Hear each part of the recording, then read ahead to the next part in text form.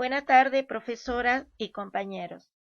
Hoy voy a exponer un tema muy importante sobre la historia política de la Argentina en el siglo XX y que se divide en un antes y después del surgimiento del peronismo al constituirse como fuerza política en el año 1945.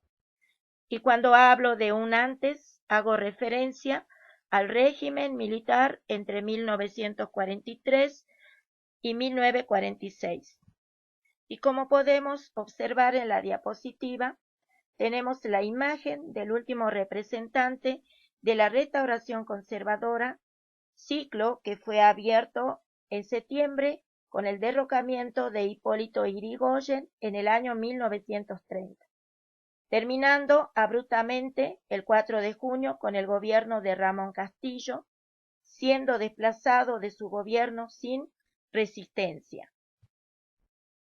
Este golpe militar estuvo encabezado por el general Arturo Rawson y que luego se aparta, dejándolo como presidente a Pedro Ramírez, que era el ministro de Guerra del depuesto gobierno constitucional.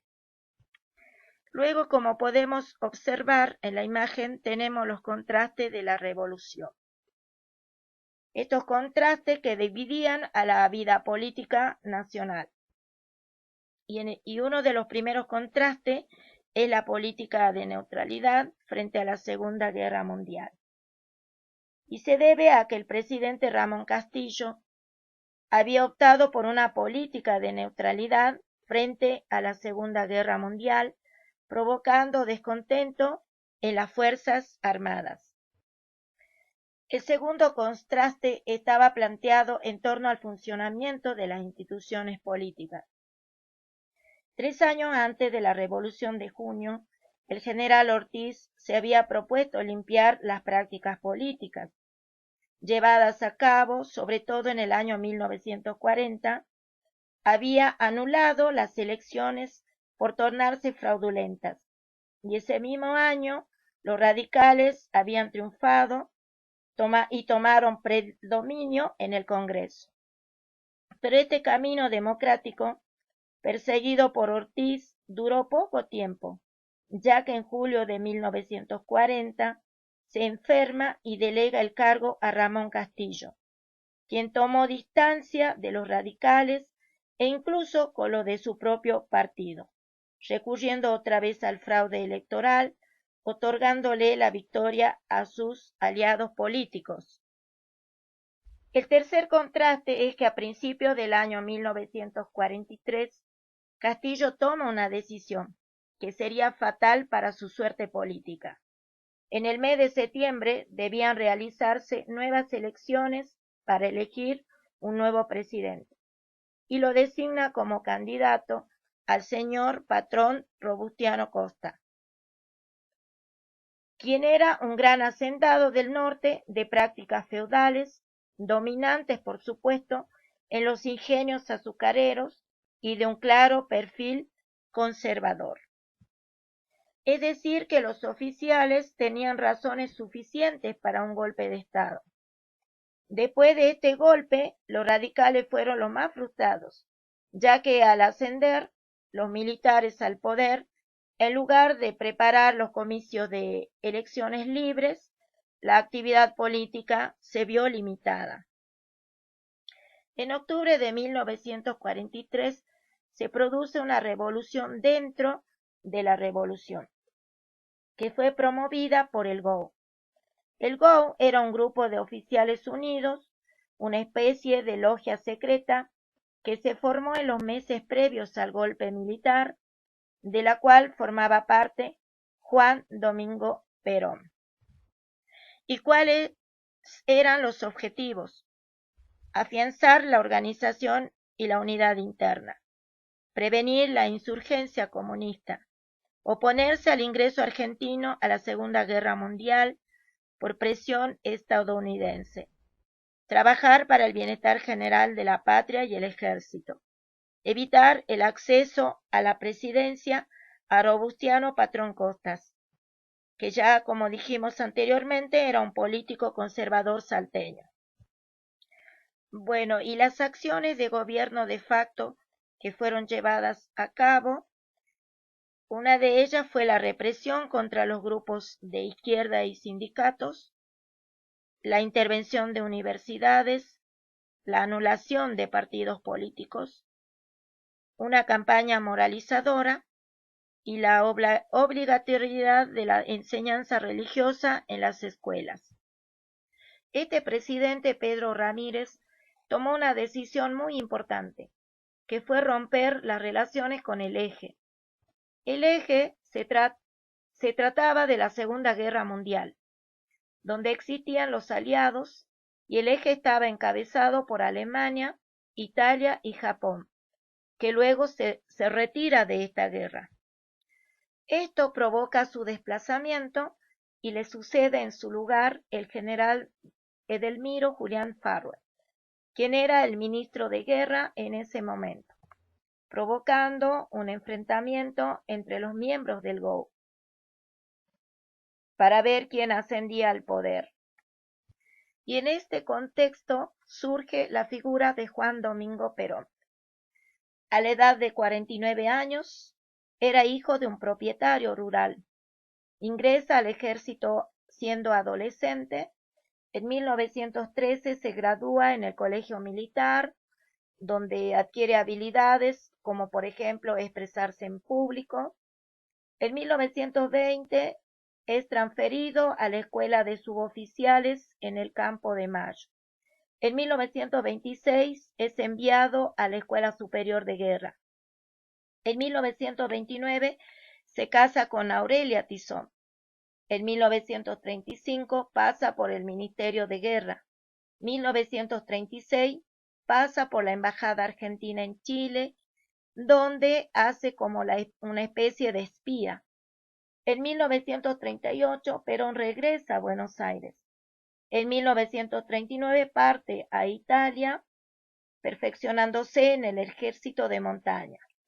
En 1940 regresa al país, donde se dirige a Mendoza y allí transmite en el centro, por ejemplo, instrucciones a lo que él había aprendido en Italia. En 1943 forma parte de la logia militar. En 1944 estalla el conflicto dentro del GO, pero Perón acumula cargos, es vicepresidente, ministro de Guerra y secretario de Trabajo. Es importante destacar que en el año 1943 Perón asciende a la Secretaría de Trabajo y su acercamiento fue hacia el movimiento obrero, que estaba organizado en gremios con sus dirigentes socialistas y sindicalistas. En el año 1944, la Bolsa de Comercio argumenta que si el Estado no interviene en las relaciones entre el capital y el trabajo podría tornarse explosivo. Y para evitar esta lucha de clases, coloca a la Secretaría de Trabajo en la misma línea con la doctrina social de la Iglesia. Lo que se propone es una política de concesiones a los trabajadores. El 19 de septiembre de 1945, la Junta de Coordinación Democrática organiza una marcha de 240.000 personas, que se conoce con el nombre de Marcha de la Constitución y la Libertad, que tenía como finalidad devolver el poder a la Corte Suprema para dejar de lado este gobierno de facto. La cúpula militar piensa que esta marcha está impulsada por Perón. Por este motivo, Perón es apresado en la isla Martín García, provocando un gran descontento entre la clase obrera, porque ellos lo consideraban como un líder. En la imagen podemos observar, se trata de una jornada de 1945 que se conoce con el Día de la Lealtad Peronista.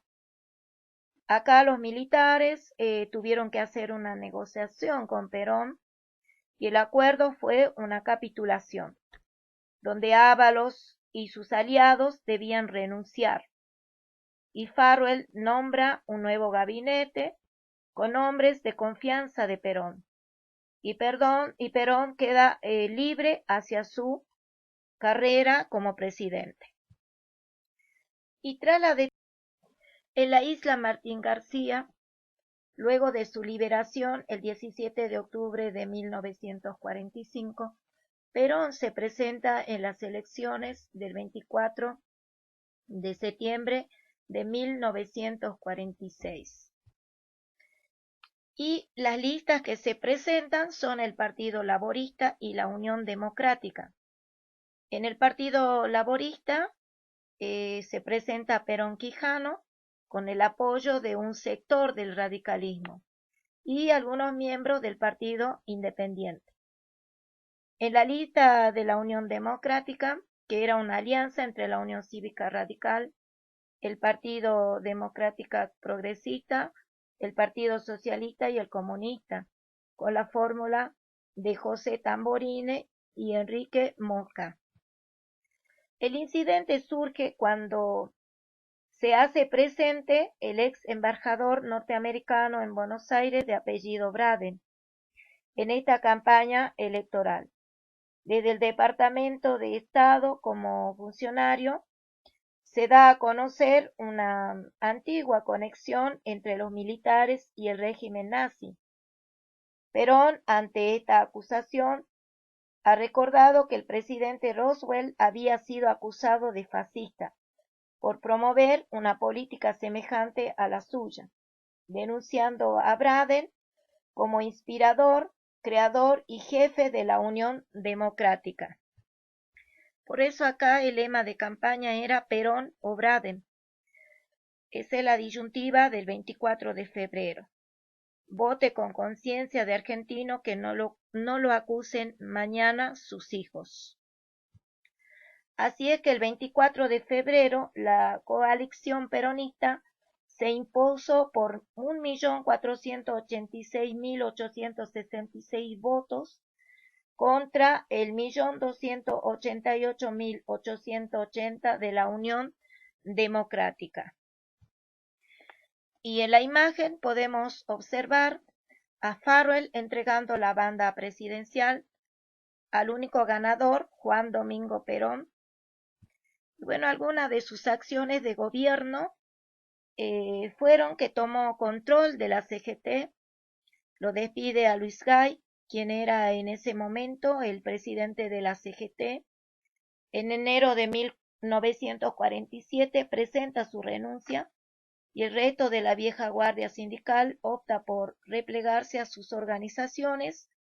La CGT queda en manos entonces de Perón y los trabajadores simpatizantes a él. También la Iglesia ocupa un rol importante debido a que es aliada a Perón. Perón no solo implementa la enseñanza religiosa en las escuelas, sino que también emplea la doctrina social de la Iglesia para evitar el comunismo. Otra entidad de apoyo fueron las Fuerzas Armadas. Y bueno, con la Corte Suprema se le hizo un juicio político donde se le acusaba de apoyar a los gobiernos de facto, disuelve la Corte y nombra jueces favorables a su gobierno. Y en cuanto a los medios de comunicación, fueron utilizados por el peronismo hasta el golpe de 1955. Y para ir concluyendo, voy a hablar un poco del peronismo en Cafayate. En el año 1946 ha sido creada en esta localidad un hogar escuela agrícola ganadera por el gobernador Julio Cornejo, que dependía de la Dirección General de Agricultura, y en el año 1950 comienza a funcionar la Escuela de Agricultura. Bueno, yo le agradezco mucho, profesora, por haberme escuchado, y también a ustedes, compañeros. Tengan ustedes muy buenas tardes.